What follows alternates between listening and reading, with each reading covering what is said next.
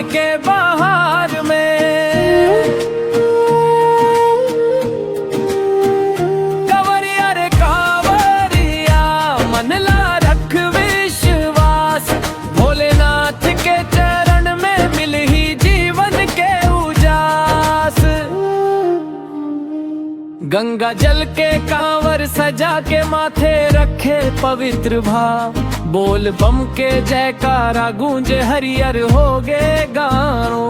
नाचे गाए संग मन साथी भक्ति के रंग चढ़े, भोले बाबा के नाम जपत ही दुख सब दूर हटे।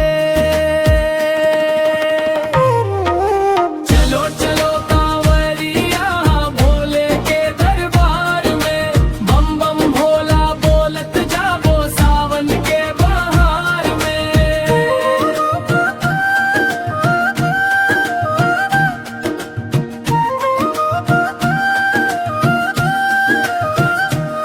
सिर मकावर मन मन भक्ति होठ मम भोला नाम, डमरू बाजे मंदिर भीतर गूंजे चारों धाम। बेलपत्र धतूरा लेके चरणम चढ़ावो आज, भोले बाबा कृपा कर दे पूरा होवे काज।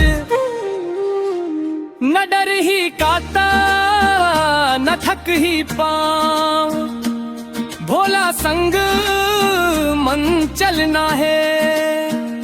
हर हर महादेव बोलत बोलत शिव के द्वार पहुँचना है। राह कठिन हो चाहे जेत का मन मम रखबो आस, भोलेनाथ के नम के सहारे कट जाही हर सांस। चलो चलो कांवरिया भोले के दरबार में, हर हर महादेव बोलत जाबो सावन के त्योहार में।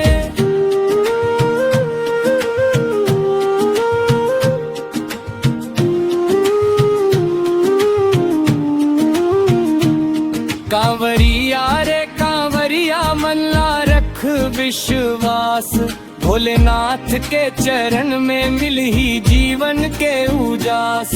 भोला बाबा ओ घरदानी सबके दुख हर लेते, सच्चा मन ले जो भी मांगई झोली भर भर देते।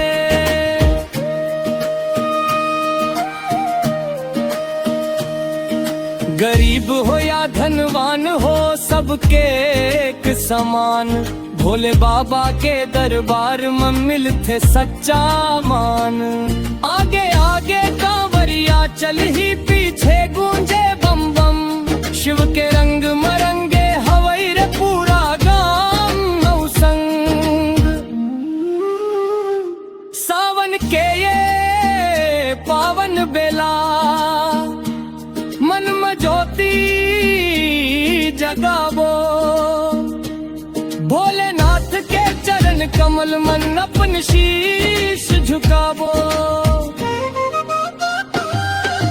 चलो चलो कांवरिया भोले के दरबार में, बम बम भोला बोलत जाबो सावन के बहार में। हर हर महादेव गूंजे धरती और आकाश, भोलेनाथ के भक्ति में मिल ही जीवन ला विश्वास।